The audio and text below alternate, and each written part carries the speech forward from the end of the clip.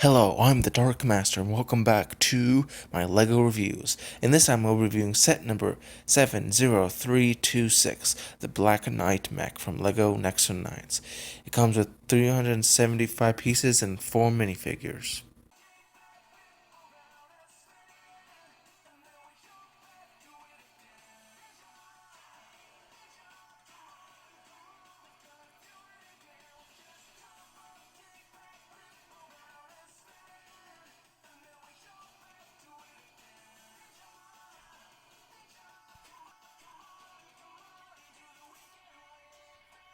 These minifigures are from left to right: an Ash Attacker, a Squirebot, with Pirela, and Robin Underwood as the Black Knight. Let's start with the Ash Attacker, the generic foot soldier of the villainous fraction for the set.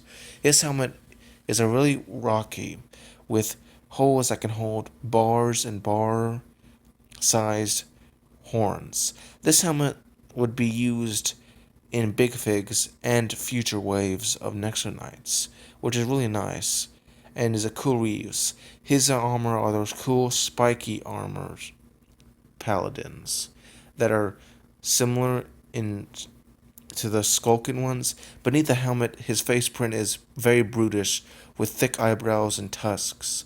One side has an angry face and the other is slightly less so. His skin is bright red. The Ash Attacker's torso print has plate armor with a mixture of metallic and maroon armor. The armor doesn't hide the torso print, which is cool, and it kind of works into it. The arms are red, and he features great leg printing, though he doesn't have any side printing. His weapon is a long pike, which is all black. Now let's go to the other villain, Pirela, arguably one of the most sexy minifigures. Instead of legs, she features the serpentine leg piece molded in red. Her torso print contains a lava bikini in a logical manner. But there's no legs, so the kind of piece that goes between shouldn't really thin, but it's Lego, so it can be specialized. There's excellent printing with the cooler black and the hotter yellow and orange lines.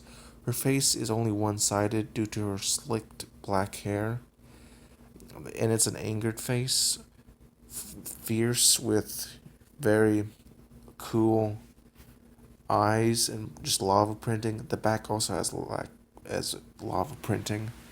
She wields two whips, which are bright red vine pieces. The Squirebot is yet another one of the typical Squirebot build, with the Nexo body, the arms, and the skulking legs. The print is nice, but otherwise this is pretty much identical to the previous one, minus a new blue helmet, which is, nice to get recolored, but, you also get this in the Nexo guards, so it's not unique.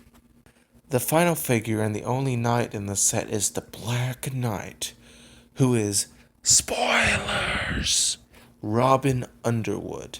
He wears a bucket-like helmet, which is real cool, and the Nexo armor in dark gray, which honestly they should have both been molded in black, if we're being honest. His face print indicates his age well, but lacks an alternative face, which makes no sense because his entire face is usually covered. His torso, arms, and hobbit legs are all black with printing. That is quite cool. I like the crossing ratchets, and it's just really overall good printing. Now let's go over the builds of this set. Starting with the bad guy side, there is a sort of little outpost which is meant to stand on its own, but it just looks like so incomplete. And I think it could really easily be modded into either a superior outpost or a tower. It is constructed out of an octagonal base plate. The front bears a golden torch that can be removed for use as a weapon. Speaking of weapons, at the rear of the fort is a weapons rack This weapons rack wields 4 weapons. One, a sword similar to the Squire Bot's sword, a gunmetal sword, a fanged dagger, and a pack of dynamite. Rather randomly. In addition to these weapons, the fort features a small catapult with extra ammo on the base.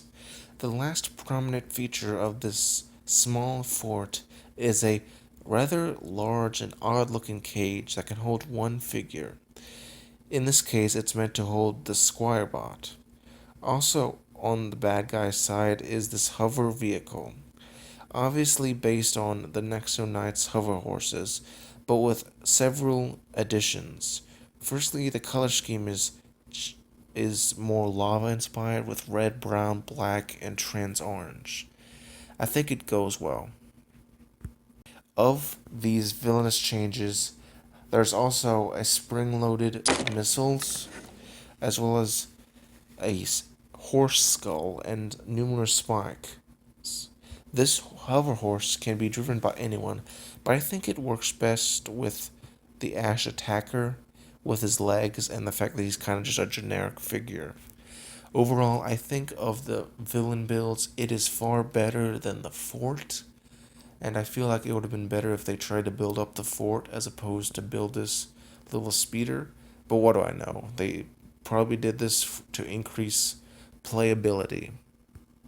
On the hero side, there's really only one vehicle, but oh boy, it's the majority of the set and it's massive. The Black Knight mech, which starting off is not really black as it's more of a dark blue with silver, neon orange, and blue highlights. And it really undermines what could have been a otherwise opposing mech. Right off the bat, that's one con that I just have to mention. It should have been black. But this is just a symptom of a bigger flaw with the whole Nexo Knights, a theme. That there's this overbearing need to have the theme's signature colors, which destroys individuals' color schemes. I mean, they always have to add in either, white, but it doesn't work. They don't mix with the primary colors. The legs are just pillars without knees, and with unnecessary stickers on top of a pair of decent feet. The back of the legs are better than what I expected, though they are flat. The flaps provide excellent shaping, as do the bumpers on the hips. Without knees, the articulation is pretty limited, and despite being for stability, this mech keeps falling over for me. I mean, it's just so weird that they would sacrifice something for something and do it inefficiently. The torso is blocky, but that kind of makes sense considering who's riding it. The front opens up and the helmet also moves up to allow Robin to leave the mech. Speaking of the helmet, it uses a Hero Factory visor piece for the Black Knight exclusive print. Shame this is probably the last time it will probably be used. Rip construction on the whole. On a better note, this is a fantastic print, and the armors are also fantastic, as is the banner above the head. It's a sticker, but a cool one. The mech uses a ponytail in the helmet, and that just adds a little charm that is just so amazing. The mech also uses friction adders, which is needed for the mech's weapons and weight, but still he falls over kind of easy, so that's that. The left hand is an actual hand and wields a massive sword, which also contains a holder for Robin's regular size sword. Despite clearly having an intended camera-friendly side, I think both sides look good. The hand itself is fine and employs a typical Lego manner, with the sword built into the arm, which is kind of cheating but makes sense because it's for children. the right arm doesn't really have a hand. Instead, it has like this blaster, which is in the center of a relatively big and well built shield.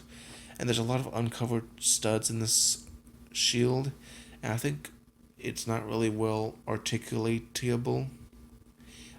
But like the shooter, it's one of these big foam topped things, and I just don't like it. I think it's weaker. The shield also holds the Nexo power, which is a stinky cheese power. I mean, just wow. Personally, I would have gone with maybe a Black Knight inspired Nexo power, but I understand sometimes they just reuse older powers, and this is probably a case of that.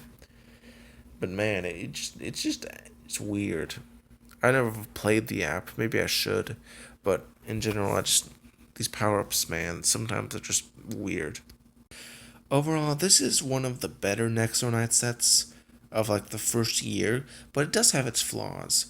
The Mech's color scheme, the Mech's articulation, the Mech's overall inability to stand up well.